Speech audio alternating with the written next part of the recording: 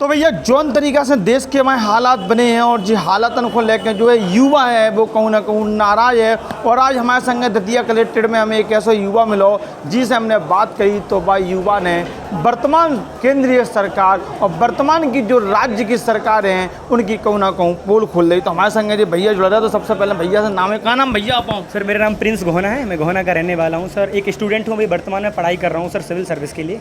अच्छा प्रिंस, हम कुछ सवाल आपसे ऐसे करवे चाह रहे हैं ती को लेकर सत्ता के प्रति आपकी नाराजगी है। सबसे पहला सवाल तो गौ माता को है कि जौन तरीका से माता कौत हैं, लेकिन वही गौ माता को जो है पश्चिम बंगाल की सरकार जो नई सरकार बनी है वे कह रहे हैं कि 14 साल की गौ माता को काट के खा सकते। सर वो हम भारत के लोगों के साथ सर, हम सनातन धर्म या जो भी लोग सर पशु के प्रति प्रेम करते हैं सर, उनकी भावनाओं को सर चोट पहुंचाना है, सीधा हथौड़ा मारना है। अगर कोई व्यक्ति हमारे उस देश में, जिस देश में गाय की पूजा की जाती है, जिस देश में गाय को माँ माना जाता है सर, जिसमें ऋग्वेद, सामवेद, यजुर्वेद, अथर्ववेद, वेद, उपनिषद, हर जगह गाय का उच्चारण है, गाय का वर्णन है, गाय का पूजा की जाती है सर, उस गाय के अवशेषों की भी पूजा की जाती है। उस देश में कोई एक ऐसा मुख्यमंत्री, एक ऐसा व्यक्ति बोल रहा है कि हम 14 साल से ज़्यादा उम्र की गाय की कुर्बानी दे सकते हैं, मतलब हम 14 साल से बड़ी गाय को मार सकते हैं। 14 साल से जो गाय बड़ी होती है ना वो माता है, ना वो पवित्र है, ना पूजा करने योग्य। सवाल जो ये कि जब गाय माता तो फिर कुर्बानी का है सर भाई, यही सवाल सर मेरा नहीं है सर, हमारे देश की लाखों करोड़ों जनता का सवाल है कि इधर हम गाय को माता मानते हैं। जैसे कि हमारे यूपी में योगी सरकार ने अभी कल सर बोला है कि जो गाय है वो पशु नहीं है, हम गाय को राष्ट्रीय पशु नहीं बनाएंगे, क्योंकि सर मुस्लिम समुदाय के द्वारा गाय को राष्ट्रीय पशु बनाने की मांग चल रही है। तो अभी योगी के द्वारा बोला जाता है कि जो गाय है वो पशु नहीं है, गाय तो माता है, इसका हमारा जन्म से नाता है, गाय हमारी माता है। तो मैं उन योगी जी से कहना चाहता हूँ या देश का तमाम सब लोगों से कहना चाहता हूँ कि जब गाय को हम पशु नहीं मानते हैं, गाय को जब हम माता मानते हैं, तो उस माता को क्यों इस देश में मारा जाता है, क्यों कुचला जाता है, क्यों काटा जाता है? वो उस व्यक्ति की सरकार में ऐसा हो रहा है जो खुद सनातन धर्म का संरक्षक है, जो हिंदू धर्म को, सनातन धर्म की रक्षा करने वाला बताता है और जो बोलता है कि गाय हमारी माता है, और उसी के राज्य में, उसी के घर में सबसे ज़्यादा इस भारत के अंदर गाय को बेचा जा रहा है, काटा जा रहा है। और फिर भी सर जनता को कैसे मूर्ख बनाया जा रहा है कि गाय पशु नहीं, गाय माता है। लेकिन गाय माता है, हम गाय को काट सकते हैं, हमें तुम वोट दो, इसलिए आप हिंदू हो, हम आपसे बोलेंगे कि गाय हमारी माता है, आपको अच्छा लगेगा। तो जाखों का आप तुष्टिकरण की नीति से देख रहे हैं? सॉरी सर, क्या आप इसको तुष्टिकरण की नीति से देख रहे हैं? बिल्कुल टोटली ऐसी नीति है सरकार की। वो जानते हैं कि सर अगले साल क्या है सर, यूपी में चुनाव है। अब वो जानते हैं यूपी में सर, यूपी जो है हमारा सर हिंदू बहुसंख्यक देश है, होना पर हिंदू जनसंख्या ज़्यादा है। अगर हिंदू की भावनाओं से कैसे खेला जाता है, उनको हम गाय को माता बोलेंगे। हम मुसलमानों ने बोला गाय पशु है, तो हाल का योगी ने क्या बोल दिया, गाय पशु नहीं है, गाय तो क्या है, माता है। तो लोगों को लगेगा अरे अरे गाय तो माता है, माँ को कैसे पशु मान लें? जबकि यार तुम तो उसे माँ मान रहा है, तो उसे क्यों काट रहा है? तुम अपने लोगों के साथ सिर्फ वोट लेने के लिए इतनी गद्दारी कर रहा है कि लोगों को मूर्ख बना रहा है, उनकी भावनाओं से खेल रहा है। इस देश में कहा गया है कि हमें अपनी संस्कृति का सम्मान करना है, संस्कृति को अपनाना है। एक महत्वपूर्ण सवाल कि जब पश्चिम बंगाल के मुख्यमंत्री जो कह सकते कि 14 साल की गौ माता को काट सकत, तो वे दल कहाँ गए? जो बजरंग दल हैं या जो गौ सेवा दल हैं, आखिर बिना के मौका है बंद है। सर जो बजरंग दल हैं या जो गौ सेवा दल हैं सर, वो चमचागिरी करने वाले, चाटुकार करने वाले दल हैं। अगर सर उन्हें एक्चुअल में गाय की फिक्र होती तो वो सर मोदी से नहीं कहते, योगी से नहीं कहते, सीधा जाके गाय के लिए लड़ते। और सर ऐसे बहुत सारे व्यक्ति हैं। हम गाय को गौशाला में मरने के लिए छोड़ रहे हैं, सड़कों पर मरने के लिए छोड़ रहे हैं, और हमारे देश के कुछ तथाकथित लोग बोलते हैं कि गाय को मारो, कोई दिक्कत नहीं है, हम गाय को खा सकते हैं, घर के अंदर खा सकते हैं, हम गाय को काट सकते हैं, 14 साल के बाद काट सकते हैं। तो सर अब सबको आना चाहिए सर, अकेला बजरंग दल ही क्यों आएगा? अगर अच्छा दूसरा सवाल हम आपसे जो है कि जो तरीका से पश्चिम एशिया के हालात बने हैं, पश्चिम एशिया के हालात को लेकर कहूँ ना कहूँ जो है कि तेल की महामारी जो है एक तरीका से जो है अपने देश में देखने के काजे में ले, कछु लोग कह रहे, कछु राजनीतिक लोग कह रहे हैं कि जो तरीका से तेल भारत खरीदत है दूसरे देशन में सस्ते रेट में बेचा था, लेकिन अपनी देश की जनता को काय बार रेट में बेच रहा है जो डबल रेट है। सर हमारे देश की विदेश नीति पूरी फेल है, विदेश नीति पूरी ख़राब हो चुकी है सर। हमारी सरकार के कुछ ऐसे कारनामे हैं जो वो दूसरे पे निर्भर है। जैसे कि आज हमारा देश पूरा का पूरा अमेरिका पे निर्भर है, अमेरिका जो चाहेगा आज भारत में वो होगा।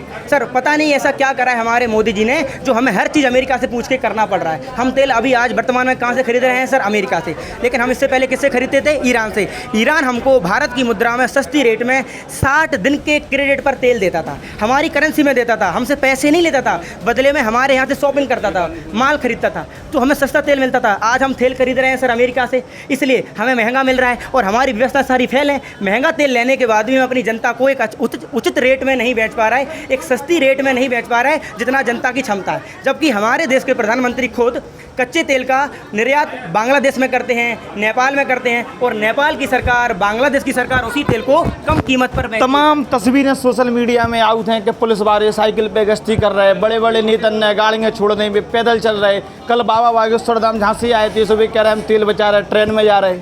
सर अभी आपने देखा कि कितने सारी देश का जो पुलिस विभाग है अभी साइकिल से पेट्रोलिंग कर रहा है। क्यों? क्योंकि सर एक व्यक्ति को खुश करना है। मोदी जी हैं, उन्होंने अभी कुछ दिन पहले उपदेश दिए कि हमें डीजल फ्यूल को सेव करना है, बचाना है। तो हमारी भारत की पुलिस क्या करने लगी? साइकिल से पेट्रोलिंग। हम सब जानते हैं कि भारत की पुलिस सबसे ज़्यादा भ्रष्ट है, सबसे ज़्यादा करप्टेड है। अगर क्राइम हो जाए तो साइकिल से पकड़। सर वही तो मैं आप जनता को बताना चाह रहा हूँ कि सर वो ऑलरेडी एक घंटे लेट पहुँचते हैं जहाँ आपराधिक गति हो रही है। सर जो अपराधियों को नहीं पकड़ पाते हैं, टाइम पर नहीं पहुँचते हैं, अब वो साइकिल से कैसे पेट्रोलिंग करेंगे? सर सिर्फ एक व्यक्ति को खुश करने के लिए अगर मोदी ने बोल दिया कि हमें तेल बचाना है तो क्या सर पुलिस विभाग बचाएगा कि तेल? उसी ने ले ली पूरी जिम्मेदारी। सर जो बड़े बड़े हेलीकॉप्टर से जा रहा है, जो बड़ी बड़ी कारों से घूम रहे हैं, सर इस देश में जनता के पास कार है क्या? सर अभी तक मेरे पापा कार नहीं ले पाए। सर वैसे बहुत सारे लोगों के पास कार नहीं है, सर बाइक भी नहीं है, वो कहाँ से तेल खर्च कर लेंगे? आप किसको दे रहे हैं उपदेश? अपने सिस्टम को रोको, अपने आप को रोको। सिर्फ वीडियो बनाने के लिए सर वो तेल को बचाया जा रहा है। आप एक स्टूडेंट हैं, आप निरंतर जो है तैयारी कर रहे हैं, एसएससी पीएससी तमाम एग्जाम की आप तैयारी कर रहे हैं। अगर शिक्षा नीति की बात करें तो धर्मेंद्र प्रधान की कार्यशैली से आप कितने सहमत? सर धर्मेंद्र प्रधान व्यक्ति, सर मैं तो उनके बारे में कोई बात नहीं कर सकता। सर इतना गंदे, इतने गद्दार, इतने देशद्रोही व्यक्ति हो चुके हैं कि सर उन्हें 1% मतलब नहीं अपनी जनता से। सर उनके बच्चे पहले कोई भारत में नहीं पढ़ते हैं। सर हमारे देश में अभी पिछले कुछ ही दिनों में, सर 1 महीने में कितने पेपर लीक हो चुके हैं। उन्हें सर पेपर के प्रति कोई भी सर संवेदनशील व्यक्ति नहीं है। वो इतने सारे पेपर लीक हो जाते हैं, उसके बाद भी उनके मुंह से ही नहीं निकलता है कि मेरी यहाँ पर गलती हुई है, मैं यहाँ पर सुधार करूँगा। सर एक ट्वीट नहीं आया है क्या हमारी भारत की जो शिक्षा प्रणाली है वो हमारे युवा जो शिक्षार्थी हैं, विद्यार्थी हैं, क्या उनकी मौत की आधारशिला पर टिकी हुई है? सर बिल्कुल बहुत ऐसा ही हो रहा है, हमें देखने को मिल रहा है। क्योंकि इस देश में सर हर घंटे में एक स्टूडेंट सुसाइड कर रहा है, हर घंटे में हमारे छात्र मर रहे हैं। क्यों मर रहे हैं? सर उन पर पढ़ाई का प्रेशर है, गलत तरीके से पढ़ाई हो रही है, इतनी महंगी पढ़ाई हो चुकी है। सर पेपर टाइम पर नहीं हो रहे हैं, पेपर सही तरीके से नहीं हो रहे हैं। यूट्यूब के शिक्षक दो कौड़ी के एक बयान था किसी तथाकथित पत्रकार का। सर वो उसे आप तथाकथित नहीं बोलो सर, वो डायन है, इस देश की जिंदा चुड़ैल है। सर उसे ऐसा कभी भी बयान नहीं देना चाहिए। सर मैं उसी 2 कौड़ी के टीचर से पढ़ा हुआ लड़का हूँ और मैं उस औरत से कहना चाहता हूँ कि जब तुम्हारी मर्जी हो, जहाँ तुम्हारी मर्जी हो, आप हमसे बैठ के सामने डिबेट कर लेना अपनी टीम के साथ, अपने कैमरे के साथ, चाहे आप राजनीति में, चाहे आप इतिहास में, चाहे आप अध्यात्म या फिर जो तुम्हारा पैसा है ना जर्नलिस्ट, उस पर बात कर लेना। अगर आपने मेरे से आधा भी स्कोर कर लिया तो सर मैं अपना उसे पूरा सर्विस देने को तैयार हूँ। आप ही जैसे एक पीड़ित युवा विद्यार्थी ने हैं, एक कांग्रेस पार्टी का गठन किया, लेकिन राजनीतिक दल कहीं ना कहीं डर गए और उसे मान्यता देने के लिए पीछे कदम हटा लिए। सर पहले मुझे बताओ, तुम क्या अपने बच्चों को डरपोक बच्चा बनाना चाहोगे? आपसे पूछ रहा हूँ सर। मैं चाहता था कि हमारा प्रधानमंत्री सर 56 इंच का होना चाहिए। हमारा देश का प्रधानमंत्री बहुत बाहुबली होना चाहिए, किसी से डरना नहीं चाहिए। सर आज हमारे देश के प्रधानमंत्री हम जैसे युवाओं से डर जाते हैं, छोटी मोटी पार्टियों से डर जाते हैं। सर ये 15 सर अटल बिहारी वाजपेयी सर 1980 में बना के गए थे, जिस पार्टी की नींव 1952 में रखी गई थी। सर आज वो पार्टी सर 20 लाख लोगों से डर रही है क्योंकि सर इनके कारनामे इतने खराब हैं। सर जनता को कुछ दिया नहीं। सर जितने वादे थे सारे फेल हैं, चाहे वो कितने भी वादे हो, सर इनकी कितनी भी टीम हो। आज एक पार्टी बनी है, वो अपना आक्रोश दिखा रही है, अपना गुस्सा दिखा रही हो कि हम सिस्टम के खिलाफ हैं, ये सरकार अच्छे से काम नहीं कर रही है, बस वो उसका विरोध करने के लिए आए हैं। भारत में भ्रष्टाचार को लेकर अंतर्राष्ट्रीय क्रिकेट की दृष्टि से विराट कोहली ने भारत को छोड़कर विदेश में रहने का फैसला किया है।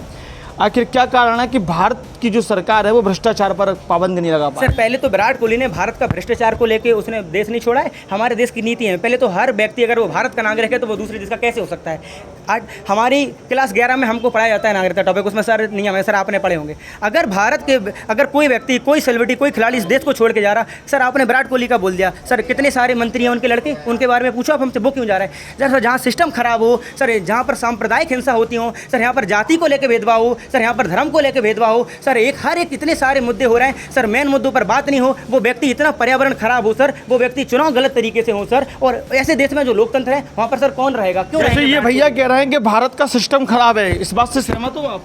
नहीं है, ये तो है तो कि हाँ भारत में ये बहुत सी ये चीज़ें घटनाएं हो रही हैं, बच्चों के साथ रेप है, लड़कियों के साथ भी रेप हो रहा है, तो सरकार को ये चीज़ पे एक्शन नहीं लेती। जब बच्ची मर जाती है, उसके साथ गलत काम हो जाता है ना, इसके बाद में बहुत देर में सुनती है।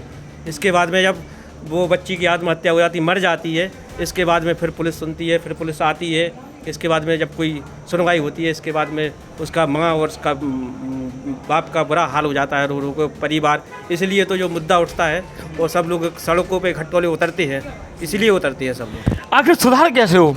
सॉरी सर, सुधार कैसे हो? सुधार के लिए सर सबको जागरूक होने पड़ेंगे। जितना इसमें हमारे नेता खराब है उससे ज़्यादा जनता खराब है।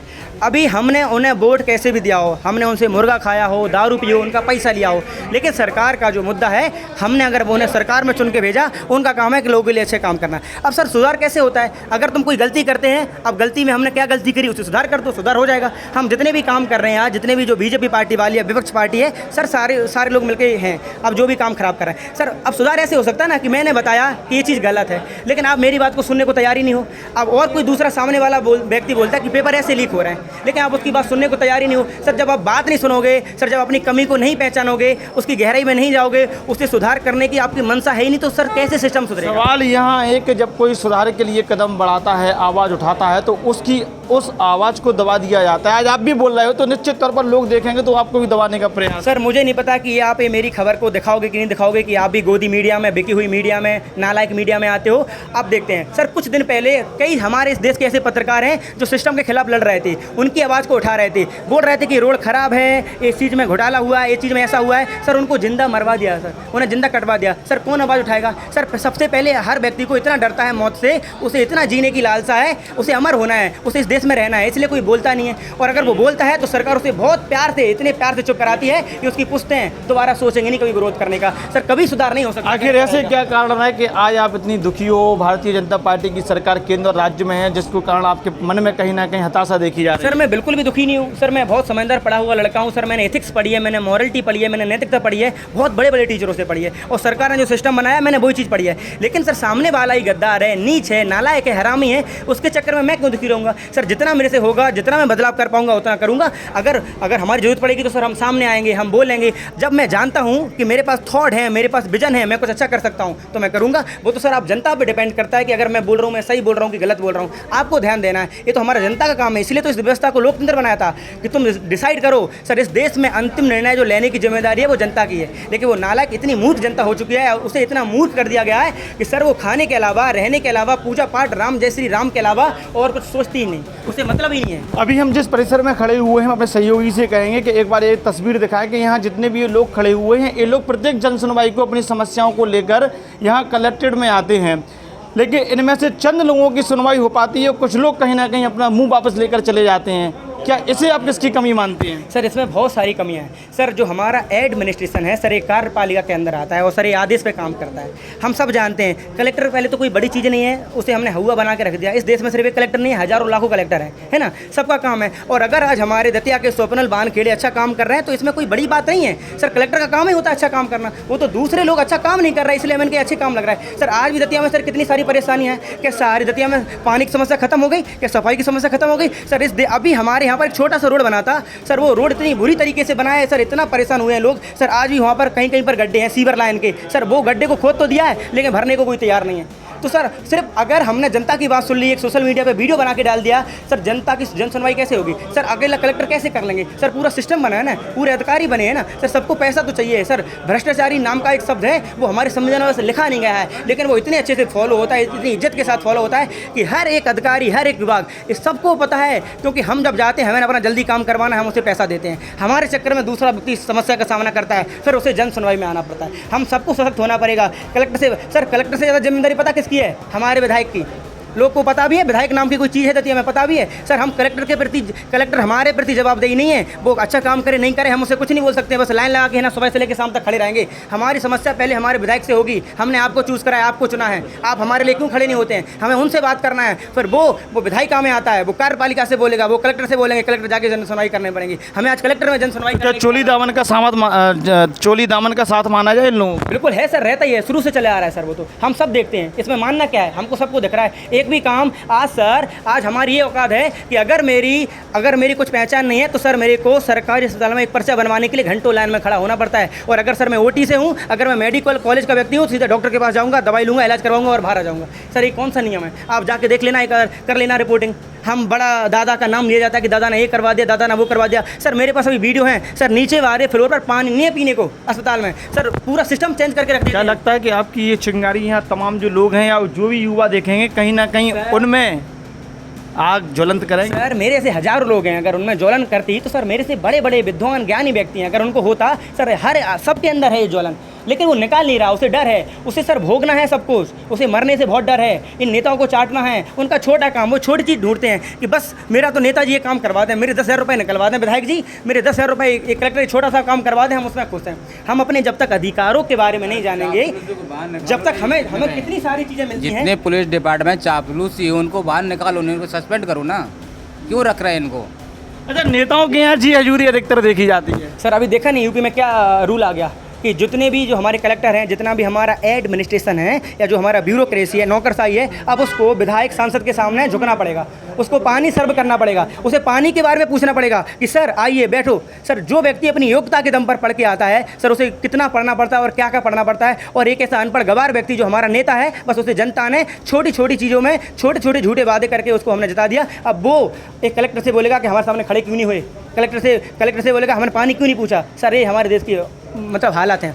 एक और सवाल हम आपसे लेना चाहेंगे जाते जाते, जिस तरीके से सिकोहाबाद फिरोजाबाद में एक 1.5 साल के बच्चे को 8 बार पटक कर मार दिया जाता है जब उसका शॉर्ट एनकाउंटर किया जाता है, लेकिन वही गाजियाबाद के खोड़ा में बकरा हलाला दिखाने के नाम पर उसे चाकू से गोद दिया जाता है, उसका एनकाउंटर हो जाता है। कितना आप पक्षपात देख रहे हैं? देखो सर, हम सबको पता है अभी जो पूरे भारत में सबसे ज़्यादा चर्चित राज्य है यूपी, उस सर उधर कानून का शासन चलता है, ऐसा योगी जी कहते हैं। अब सर जो आपने जो हमें जिसकी जो घटना बताई यूपी की, वहाँ पर एक क्या रहता है कि एक व्यक्ति रहता है, वो एक तथाकथित पंडित जाति से आता है और उसने एक 1.5 साल के बच्चे को इतनी बेरहमी से मार दिया सिर्फ इस बात से क्योंकि वो जिसका बच्चा था वो लड़की ने उसे शादी करने से मना कर दिया था। तो अब हमें, और दूसरी घटना क्या है कि एक असद नाम का लड़का एक हिंदू लड़के को मार देता है, तो सरकार के द्वारा उसी राज्य में उसी सरकार में उसका इनकाउंटर कर देता। सर पहले तो इनकाउंटर जैसा शब्द हमारे संविधान में कहीं भी नहीं। इनकाउंटर सर उन व्यक्तियों का किया जाता है जो देशद्रोही हैं, जिन पर सर इनाम घोषित है, उन पर इनकाउंटर किया जाता है। और इनकाउंटर भी सर हाफ इनकाउंटर करना पड़ता है, पूरा इनकाउंटर सर पढ़ के पागल हो चुके हैं सर, धाराओं को रटते हैं। आप कैसे इनकाउंटर कर सकते हैं? और जनता कोई आवाज़ उठा रही है सर, कोई भी मीडिया वाला बोल रहा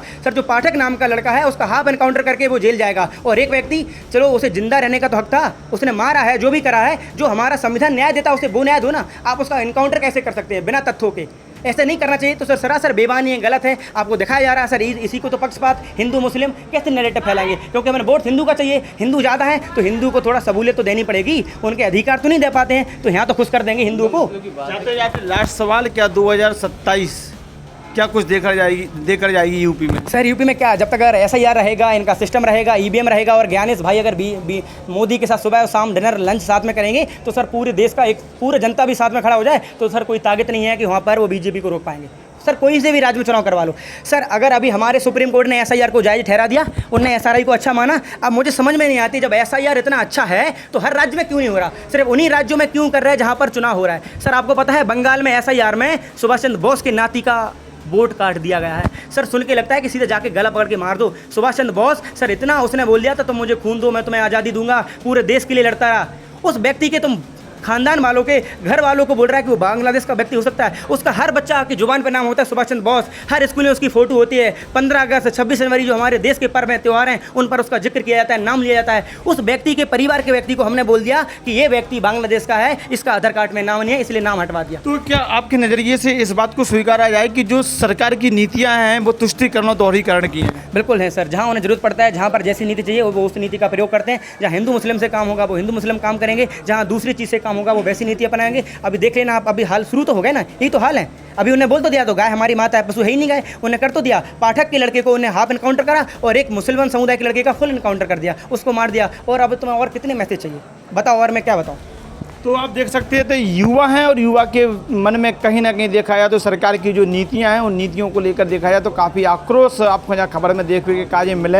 हालांकि स्वतंत्र हैं, भारत को संविधान हमें बोलने की जो है आज़ादी देवत हैं, तो यह युवा ने अपनी आज़ादी जो है बोलने की पूर्ण रूप से रखी है। हमारा प्रयास सिर्फ जब युवा के विचार जो है अब तक दिखावे को, तो सरकार की नीतियों पर कोई पक्षपात या आरोप लगावे को नहीं है। तो खबर अच्छी लगे तो खबर को लाइक और शेयर जरूर करिए।